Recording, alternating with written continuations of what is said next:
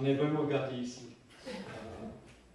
Je plaisante pas quand je dis ça. Il faut comprendre, nous sommes une bande je fais l'aventure de la suite, mais on s'amuse bien. Et on aime beaucoup le Seigneur. N'est-ce pas? Après un temps de louange comme ça, c'est difficile de traiter le sujet que je vais traiter ce matin. C'est un peu bizarre. Mais bon, c'est comme ça, je crois que le Saint-Esprit nous dirige dans ces séries de messages que je suis en train de présenter. Je vous explique, je suis un peu limité ce matin. Je ne danse pas si fort, je ne rigole pas trop. Je vous explique pourquoi, parce que il y a, ça fait presque 7 ans, 8 ans, qu'on a mis en place cette tradition dans notre famille. J'ai 3 garçons. Il faut comprendre, ils ont 42 et 40 ans, et etc. 29. On a fait une pause pour laisser ma femme récupérer les 2 autres. Mais bon, bref, ça n'a pas marché. Mais bon, bref, on a commencé cette tradition d'aller le week-end du 15 mai dans les Alpes pour faire la descente en VTT. Et donc, je suis allé avec eux, mais je veux que ça soit clair. Ouais. Il y a toutes sortes de pistes. Il y a les pistes vertes, bleues, rouges et même noires. Moi, je cherche les pistes blanches. Il faut comprendre, les gars, ils font ça. Oh, pardon. Et moi, je fais ça. Ok? Et même en faisant ça, je suis tombé. Je suis nul, quoi. C'était pas ma faute, c'était quelqu'un d'autre qui m'a poussé hors du piste. C'est pas ma vrai cette fois-ci, c'est pas vrai. Mes fils voulaient le chercher, mais bon, ça ne vaut pas la peine, quoi. Donc je suis tombé, donc je suis un peu coincé avec ça ce matin. Mais malgré ça, je crois qu'on est là pour. Oui, n'est-ce pas? Ouais, n'est-ce pas? Oh, pardon. Le Covid, la pauvreté. Et je cite quelque chose qui m'a choqué. Ils disent que de 18% des jeunes à moins de 18 ans en Belgique vivent dans la pauvreté. C'est pas en Afrique, c'est chez nous. Okay? L'injustice, on marche sur les autres, n'est-ce pas? La solitude, on n'a personne. Et depuis le début de cette série que nous sommes en train de voir, on a dit que Dieu il a voulu créer et veut encore créer une autre sorte de société dans ce monde. Une société qui ne fonctionne pas comme le monde. Cette société s'appelle l'Église. Et cette série de messages est bâtie sur cette phrase. Je fais ça pour vous embêter. Les autres. Les uns les autres. Ils ont vu que la Bible nous exige de l'amour pour nos frères et sœurs en Christ. Jésus a dit tout simplement que le monde va reconnaître que nous sommes les disciples de Jésus à travers notre amour les uns pour les autres. Un Jean lui suggère même fortement que si quelqu'un n'a pas cet amour pour ses frères et sœurs en Christ, c'est raisonnable de croire que peut-être cette personne ne connaît pas le Seigneur. Mais il faut comprendre que parce que ce mot amour est si vague, ça peut dire tellement de choses dans la vie. J'aime le beefsteak, j'aime ma femme, il y a une différence quand même. J'aime le vélo, j'aime ma femme, il y a une différence quand même, etc. Donc ça veut dire plein de choses, quoi. Et donc la Bible nous donne plein de choses qui nous aident à comprendre ce que ça veut dire d'aimer quelqu'un. Et c'est à travers ces phrases, les uns les autres, que la Bible nous montre ce que nous devons faire pour montrer cet amour pour les autres. Et on a déjà vu quelques exemples. Accueillez-vous les uns les autres. On dit que n'importe qui peut traverser cette porte et doit trouver un endroit où ils sont acceptés, aimés, etc. Estimez-vous mutuellement supérieurs. On aurait vu les uns les autres, nous avons tous besoin d'être honorés, d'être valorisés, etc. Nous avons la responsabilité aussi de veiller sur les autres. Nous avons aussi le privilège et l'honneur et l'obligation d'exhorter, d'encourager les autres. Et je me suis trompé, c'était une erreur de ma part, ça doit être éduqué, pas honorer les autres. Parce que nous sommes là aussi pour aider les autres à apprendre, à vivre la vie chrétienne. Ceux qui ont déjà vécu peuvent partager avec ceux qui viennent de le faire, etc. Les anciens partagent avec les jeunes, et même les jeunes partagent parfois aussi avec les anciens, n'est-ce pas? J'ai vécu cet été avec les jeunes que j'avais chez moi, quoi. Et ce matin, on va voir deux autres commandements, si on peut dire, je pense qu'on peut le dire comme ça, deux autres manières d'exprimer cet amour que Dieu lui demande. Et c'est pas le plus facile. Soumettez-vous les uns aux autres. Et, j'aime bien le deuxième, parce que pour certains, c'est vraiment du travail, quoi. Vous devrez nous supporter. Je suis désolé, vous n'avez pas le choix.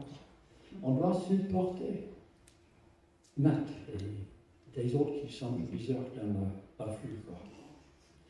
En Éphésiens chapitre 5, verset 18 à 21, Paul nous parle de cette idée d'être rempli du Saint-Esprit. Donc bien. Et les résultats qui suivent. Les manifestations, dans ce sens, qui doivent se présenter dans nos vies. Et dans cette description trouve cette phrase les uns les autres. Et je vais demander à Pascal D. C'est plus simple parce qu'on a 1, 2, 3, 4, on ne sait jamais. Donc Pascal Tony qui va nous aider qui va m'aider à lire le passage suivant. Éphésiens chapitre 5, verset 18 à 21. Ne vous enivrez pas de vin, cela vous conduirait à une vie de désordre, mais soyez remplis de l'esprit. Ainsi, vous vous entretiendrez par des chants, de psaumes, d'hymnes et de cantiques inspirés par l'Esprit. Vous louerez le Seigneur de tout votre cœur par vos chants et vos psaumes. À tout moment et pour toute chose, vous remercierez Dieu, le Père, au nom de notre Seigneur Jésus-Christ. Et parce que vous avez la crainte de Christ, vous vous soumettrez les uns aux autres. Donc Paul nous dit qu'il y a certains résultats qui se manifestent quand on est rempli du Saint-Esprit. On loue le Seigneur à travers les chants. Je crois qu'on vient de vivre ça, n'est-ce pas? On est toujours en train de louer le Seigneur dans toutes circonstances, même les mauvaises. Et on arrive à une autre chose qui manifeste aussi que nous sommes dirigés, inspirés par le Saint-Esprit.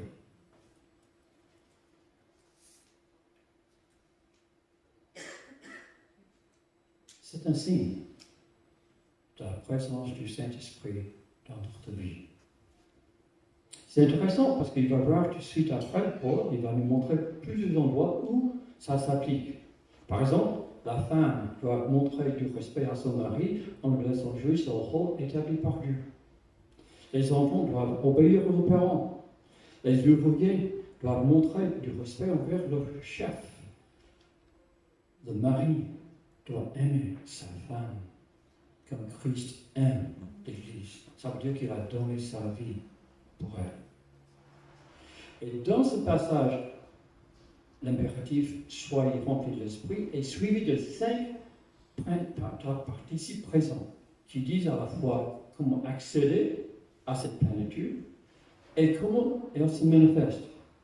Et nous trouvons que ça se manifeste par la transformation des relations avec Dieu. Louange, action de grâce, etc. Mais, et, en plus, je crois qu'il y a des places, c'est un peu à gauche là. Ok? Mais la deuxième chose, la deuxième signe, dans un sens, qui se passe, c'est que ça transforme des relations avec les personnes. On loue le Seigneur ensemble et cette soumission réciproque. Il faut que ça soit clair, cette soumission n'est pas du tout naturelle. C'est le résultat de la présence de l'Esprit de Dieu en nous. Ce n'est pas donné à ceux qui n'ont pas croyant. C'est à nous. Mais il ne faut pas oublier non plus la définition que nous avons déjà vue de l'amour par un certain psychologue, Étienne Descraques. L'amour est une vénération extrême de l'être aimé et une subordination de toute chose au bien de cet être. Je vous dis souvent, et même quand ma femme est là, que le plus grand challenge dans ma vie est d'être un bon mari. Parce que la Bible me demande d'aimer Carole comme Christ a aimé l'Église. Ça veut dire qu'il a donné toute sa vie pour elle. Autrement dit, je dois subordonner mon bien à celui de Carole. Mes actes ne sont pas déterminés par mes désirs, mes besoins, mais par les besoins de ma femme. Et je vous promets que pour moi, c'est une lutte continuelle parce que je suis un être humain, égoïste aussi, et vous aussi. Et il ne faut pas comprendre non plus que cette soumission est réciproque. Ça veut dire, c'est demandé dans les deux sens. Du mari envers la femme, mais de la femme envers son mari. Paul nous explique cela dans 1 Corinthiens chapitre 7, versets 3 à 5, en parlant de la relation sexuelle entre un mari et sa femme. Et je sais que c'est interdit dans les églises de parler du sexe, mais on fait ça ici. Pas le sexe, mais on parle de sexe. Oui, d'accord. Je vois déjà que... Ah oui, d'accord. En plus, c'est filmé, donc je dois faire gaffe. Donc, je vais demander à Pascal, le sauver encore. Le verset 3, ça arrive. Voilà. Que le mari accorde à sa femme ce qui lui doit et que la femme agisse de même envers son mari. Car le corps de la femme ne lui appartient plus, il est à son mari. De même, le corps du mari ne lui appartient plus, il est à sa femme. Ne vous refusez donc pas l'un à l'autre. Ok. Mais, merci beaucoup.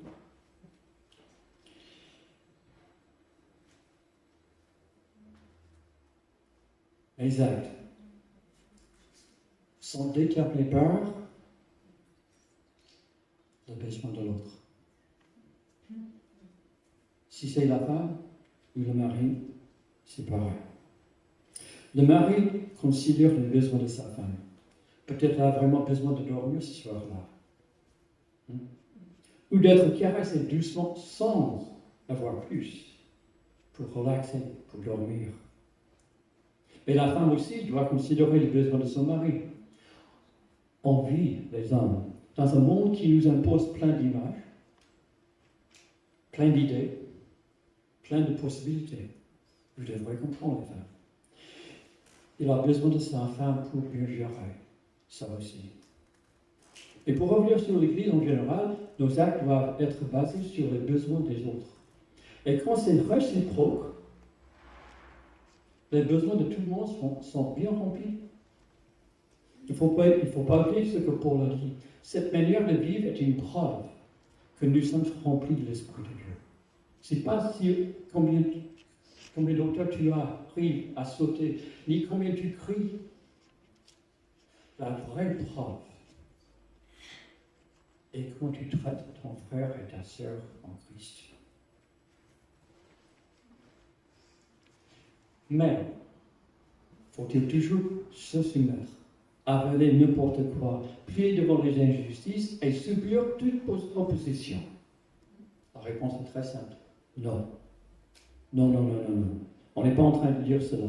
Nous voyons partout dans la Bible, même de la part de Jésus, notre responsabilité de lutter contre l'injustice, de défendre les faibles, les pauvres, les veuves, etc. Et donc, l'idée pour nous, donc, je vous donne quelques idées pour faire le tri. Dans tous les cas où, dans la Bible, les serviteurs de Dieu ont refusé de se soumettre à d'autres, ces derniers avaient clairement transgressé la loi de Dieu. Avant de s'opposer à quelqu'un, il faut nous assurer qu'il désobéit vraiment la parole. C'est pas qu'il est en train de me coincer avec mes idées, mais vraiment, il est en train de désobéir à la parole.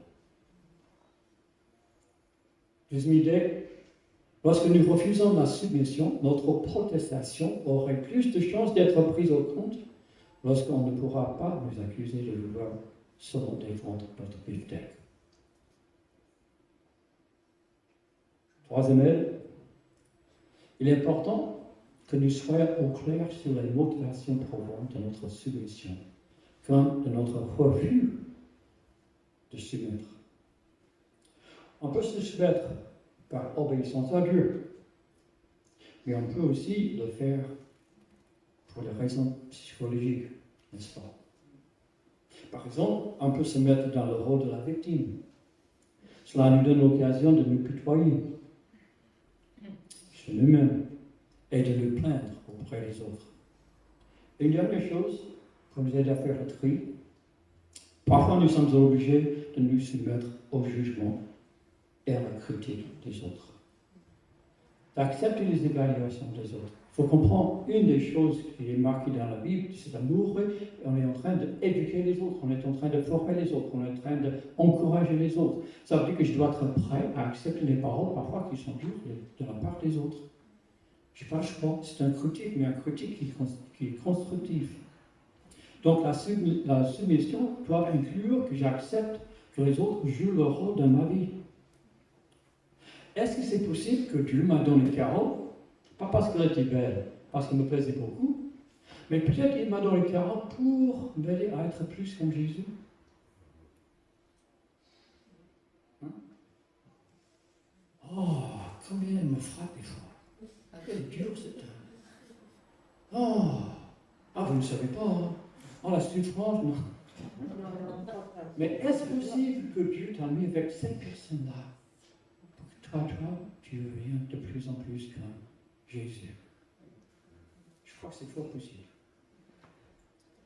Et je remercie le Seigneur souvent dans ma vie. Parce qu'il m'a donné cet homme-là. Combien il m'a poussé. Ça, c'est vrai. Et combien je suis content qu'il m'a poussé. J'avais besoin d'un bon coup de pied, des fois. N'est-ce pas? Et en même temps, j'avais besoin de temps à autre, au moins, une petite caresse. Pour alléger un peu le coup de ma bombe. Mais c'est ça. Est-ce possible que Dieu m'a donné cette âme-là pour m'aider à grandir, à être plus comme Jésus? Et ça me demande beaucoup de discipline. Ça me pousse à réfléchir. Ça me pousse à céder. Ça me pousse à donner ma vie pour son vie, n'est-ce pas? La deuxième chose qu'on va traiter ce matin, c'est un peu similaire, mais c'est un peu différent aussi. Je vais demander encore à Pascal de m'aider avec la lecture. En Éphésiens chapitre 4, versets 1 à 3. Moi qui suis prisonnier à cause du Seigneur, je vous demande donc instamment de vous conduire d'une manière digne de l'appel qui vous a été adressé. Pardon. Soyez toujours humbles, empreints de douceur et patients. Supportez-vous les uns les autres avec amour. Efforcez-vous de conserver l'unité que donne l'Esprit dans la paix qui vous lie les uns aux autres. Encore un autre passage, en Colossiens chapitre 3, versets 12 à 14. Ainsi, puisque Dieu vous a choisi pour faire partie du peuple saint et qu'il vous aime, revêtez-vous d'ardente bonté, de bienveillance, d'humilité, de douceur, de patience.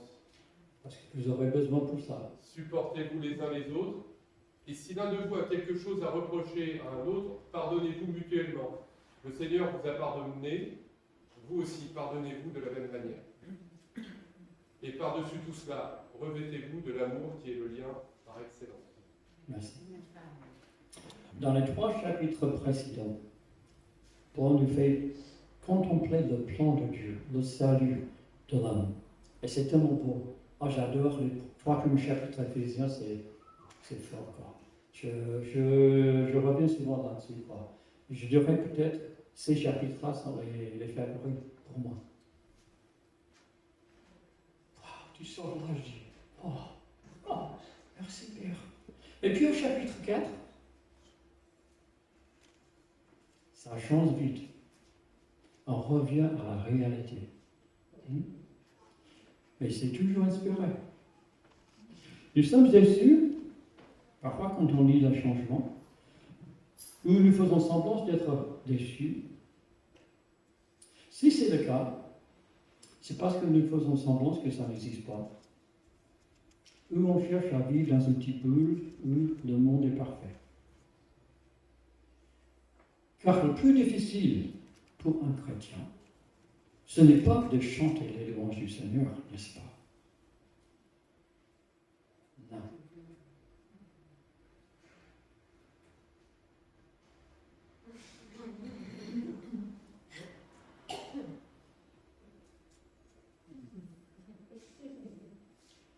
Il y en a certains de vous qui sont vraiment bizarres, qui me restent là-dedans des fois. Vous dites des choses que j'espère que je n'ai pas compris. Parce que si j'ai compris, comment tu...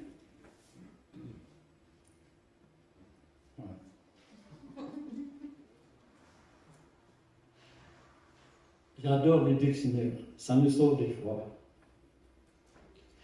Les dictionnaires nous apprennent que subir, éprouver les conséquences pénibles d'un événement, d'un état ou d'une action sans faillir,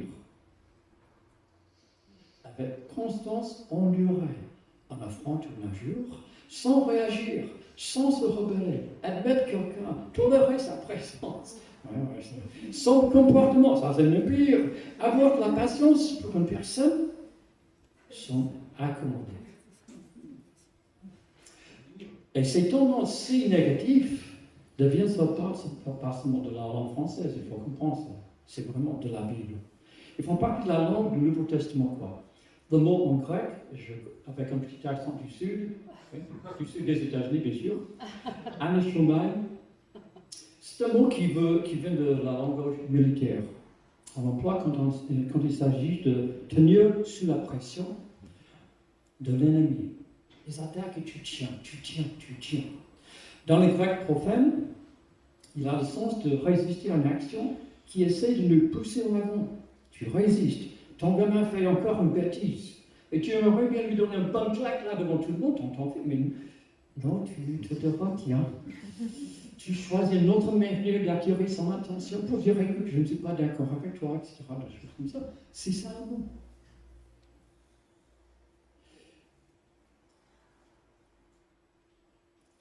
Supporter demande la maîtrise de soi.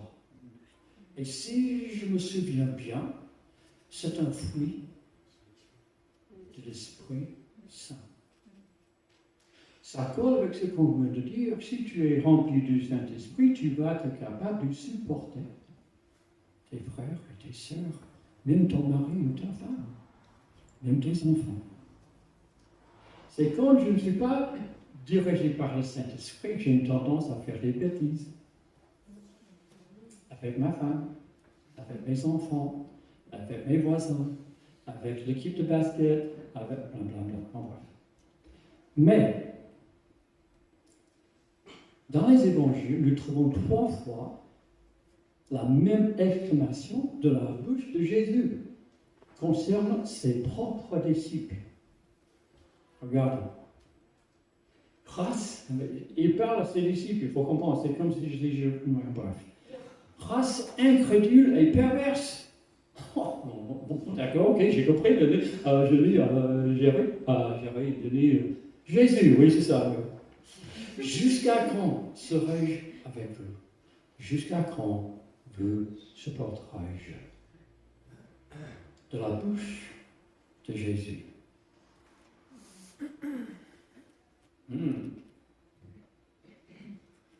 Mais regarde la suite.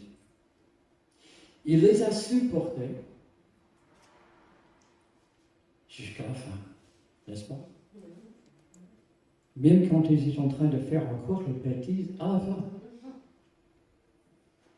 Pierre, avec sa grande bouche, qui fuit à cause d'une fille.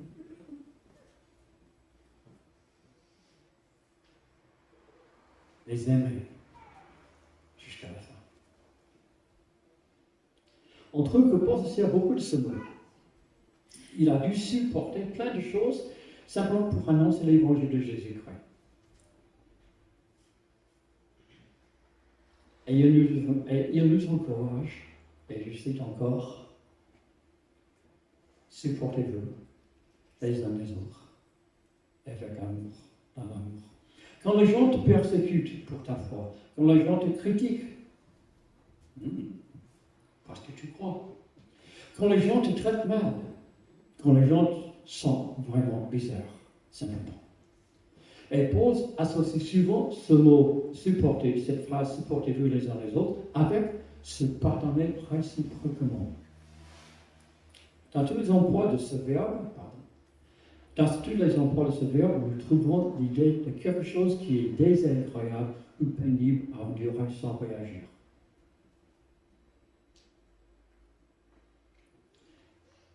Mais parfois, tu sais verser avec ce mot supporter. Mais pourquoi, excusez-moi, je ne sais pas bien du même document, mais pourquoi tu sais verser avec ce mot supporter? Pourquoi pas tout simplement dire aimez-vous les uns les autres? J'ai déjà dit. Souvent, ça veut dire grand chose. Ça ne veut pas dire grand chose. Aimez-vous les uns les autres. C'est si vague. Comme je viens de citer plusieurs exemples. Donc la Bible nous dit comment on doit montrer. On doit se montrer. On doit montrer aux autres cet amour. Et une manière de le faire est de supporter les autres, sans agir. Même souffrir, des fois, sans agir.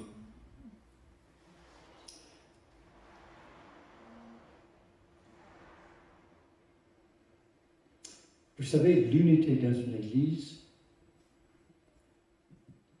ça ne se fait pas tout à fait automatiquement. Ça travaille. Il y a des fois qu'il faut vraiment forcer. Je dois accepter, supporter même. Il est très facile de critiquer, de démolir. C'est un instinct naturel, au moins pour moi, je ne sais pas pour vous. Partout où on trouve les hommes et les femmes vivent ensemble, on trouve aussi la critique, n'est-ce pas? C'est bizarre. J'étais au basket cette semaine 2 fois. Et là déjà, je viens d'entrer dans le gymnase, je suis en train de parler avec le coach, il est en train de critiquer l'administrateur, blablabla. Je n'ai pas demandé ça. Je n'ai même pas voulu, parce qu'en principe, j'étais là pour faire l'entraînement, pas plus. Je ne veux pas entendre tous ces blabla du club. Mais non, ça c'est pas comme ça, n'est-ce pas? C'est naturel, quoi. Mais dans une église, il faut toujours poser quelques questions. Dans quel but est-ce que je le fais? Est-ce que je suis en train de construire? Est-ce que je suis en train d'édifier mon frère ou ma sœur? Est-ce que ma critique de la personne de l'Église va faire grandir l'Église? Va faire que l'Église soit mieux?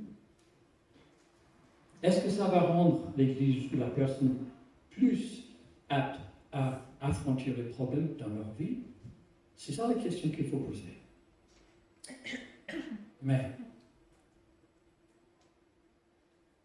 est-ce qu'il y a des limites? Ah oui. Ouais.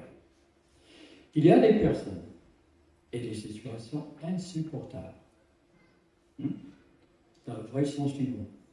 C'est-à-dire qu'il nous est impossible de supporter sans subir les dommages graves dans notre personnalité ou même dans notre santé.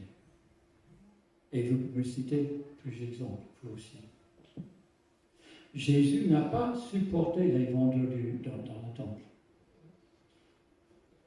Jésus n'a pas supporté l'hypocrisie des pharisiens et ce qu'ils étaient en train de faire. Il les a traités comme des vipères. Je suis gentil, moi. Okay. Paul n'a pas accepté d'être giflé parce qu'il était citoyen romain, ni d'être jeté en prison sans traitement parce qu'il était citoyen romain. Il n'a pas accepté, il n'était pas en train de subir. Donc il y a des cas, quand on ne le voit pas, on n'est pas en train de faire. Ceux qui prennent comme devise de tout supporter inconditionnellement entre, suivant leur tempérament, dans une ou l'autre des réactions malsaines. Soit ils abdiquent leur personnalité et deviennent des lavettes. Est-ce que la Bible nous demande d'être des lavettes? Pas du tout. Au contraire. Des êtres qui n'inspirent plus le respect de l'autre. Soit on devient comme ça, soit on devient, après un certain temps, en colère. Et on devient l'agresseur. Souvent ça arrive soit l'un, soit l'autre. Le chrétien mature supporte parce qu'il a décidé de supporter par obéissance à Dieu, par amour pour son prochain, ou pour un témoignage auprès de ceux qui sont pas croyants. Il en demande la force de l'Esprit de Dieu en lui. Et par conséquent, il ne refoule pas ses sentiments négatifs et n'amasse pas ses griefs jusqu'au jour qu'il deviendra lui-même insupportable pour ceux qui sont autour de lui. Je demande l'aide de Dieu, si c'est vraiment dans sa volonté. Donc, je reviens. Pour montrer l'amour de Dieu, pour montrer que son esprit nous guide, il faut se soumettre aux autres, mettre leurs besoins en avant, agir selon leurs besoins par les miens. Et puis, quand on est sous l'influence de l'esprit de Dieu, quand on montre cet amour que Dieu lui demande, on est obligé tout simplement de supporter certaines choses. Si vous êtes là ce matin et vous vous sentez sans amis, sans soutien, rejeté, abusé par ceux qui sont autour de vous, je vous invite à revenir encore et encore. Je crois que je peux dire honnêtement que vous trouverez ici dans cette église un groupe de personnes qui cherchent à être cette société à part. Un endroit pas comme les autres. On cherche à être une église avec les bras grands ouverts. En plus, Dieu vous attend ici.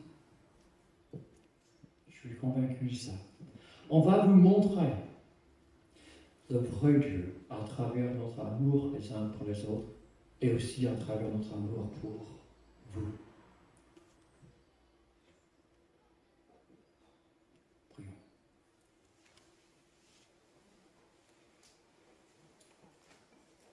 Père, quand j'étais en train de chanter avant, de combien tu étais bon envers nous. J'ai pensé à combien de fois tu m'as supporté. Tu m'as toléré. C'est simple que ça, Père. Et moi, je le sais mieux que personne. Il n'y a personne dans ce monde,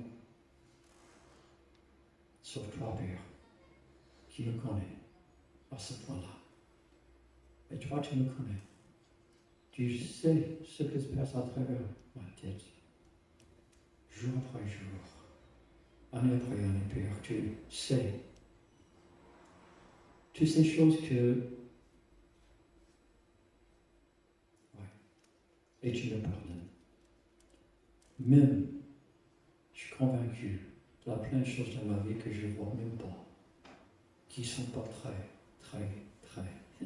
claires pour toi. Et tu me pardonnes. Tu me supportes.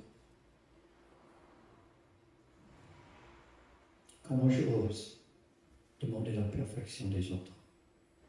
Comment je ose ne pas supporter les autres quand tu m'as supporté toutes ces années?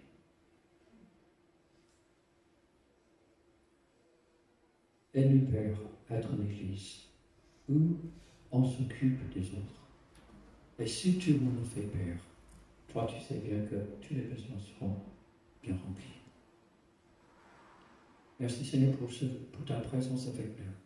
Merci pour ce temps de louange. Et merci aussi Seigneur pour ta parole. Qui n'est pas toujours facile. Et nous l'en prions, mon Père, que tout notre cœur, en tant qu'Église, vive sans ta parole. Nous voulons montrer à ce monde que c'est possible de vivre dans une autre manière. C'est notre manière de lutter contre, Père. Aide-nous, Père, à être cette société qui montre une autre image, une autre manière de faire. Et pour ça, Père, comme tu as souligné ce matin, on a besoin de ton aide. On a besoin de ton esprit qui nous dirige, qui nous contrôle même des fois, qui nous arrête, qui nous donne les paroles, qui nous aide à avoir les gestes qu'il faut, les mots qu'il faut. Oh Père, aide-nous à être cette Église-là. Nous ne voulons simplement pas prêcher l'amour. Nous voulons le montrer. Aide-nous, Père. Merci pour ta patience, pour ta grâce envers nous tous. Amen. Amen. Je prends un chant. Et puis après, je ferai les annonces. Tu peux pas faire les annonces avant? Ah, que je peux faire les annonces avant? Oui, ça, je peux faire. Alors, il y en a plein. Hein. Septembre, c'est horrible. Alors, plein de projets. Ça commence avec les.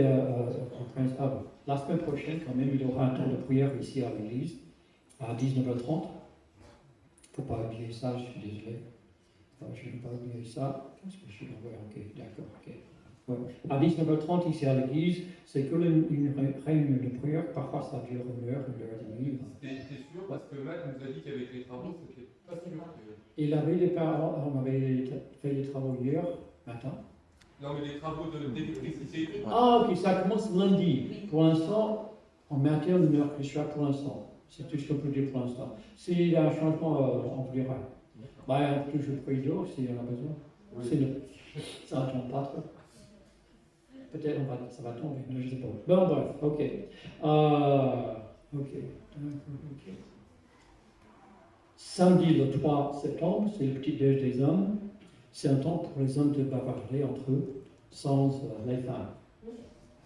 Et je veux que ça soit clair, car on m'a dit que c'est une bonne chose. Que les hommes, ils ont besoin de papoter entre eux, sans les femmes. On peut parler de plein de choses, mais on ne parle pas des femmes, il faut comprendre. On parle d'autres choses, des choses de mecs. Ouais. Tu sais, comme le football, je crois pas, les finances, j'en sais rien, on ne sait jamais ce qu'on va traiter, mais vous êtes le bienvenu, les hommes. Un jour, on va inviter les femmes. On va faire un petit déj pour les femmes et ce sera les hommes qui font la cuisine. Mais ce sera annoncé plus tard. Quoi. Ça va prendre du temps. Quoi. Il faut qu'on discute, les gars. Qu'est-ce qu'on va faire avec toutes ces femmes qui arrivent comme ça? Toutes les femmes de l'église? Oh, bon, pourquoi pas? On fait une grande fête. Célébrer le privilège d'avoir des femmes dans l'église. Ouais. Heureusement qu'elles sont là. Malgré toutes les bêtises. Le 4 septembre, pour ceux qui s'intéressent à devenir membre, ou pour ceux qui s'intéressent à savoir ce qu'on fait, ce qu'on croit, etc., en tant qu'Église, il y aura un cours pour ceux qui s'intéressent à 14h de l'après-midi, le 4 dimanche. En principe, si vous voulez être membre de l'Église, vous êtes obligé de faire ce cours-là. Sinon, on ne va pas le voir, c'est clair. Non, mais il faut ça, parce qu'on veut que ça soit clair entre nous. Nos points différents, il y a des endroits un peu bizarres, des choses comme ça. On veut que ça soit clair entre nous. Et donc, ça, c'est le 4 septembre, c'est Matt qui va faire ça. Le 7 septembre, on recommence les études bibliques avec le temps de prière le mercredi soir. si je ne me trompe pas, les femmes.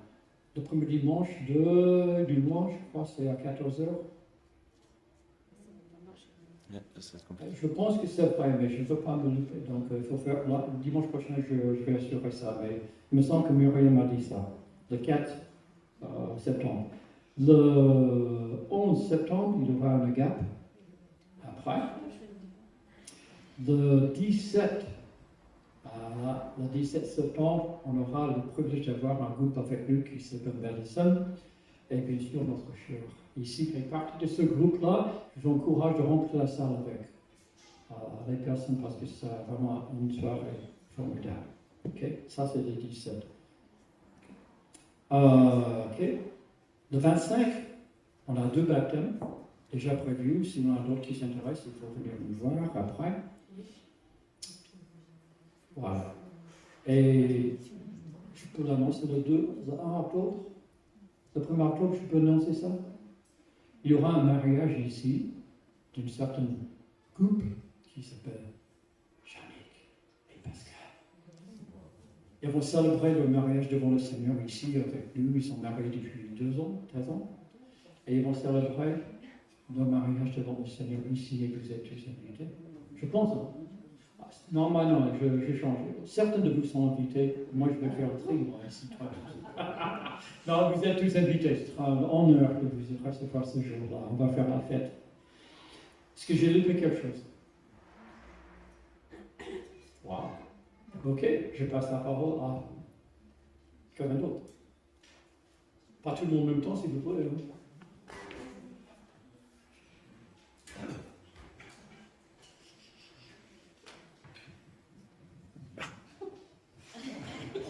Tout le monde se regarde. Je ne veux pas que tu chantes. Hein.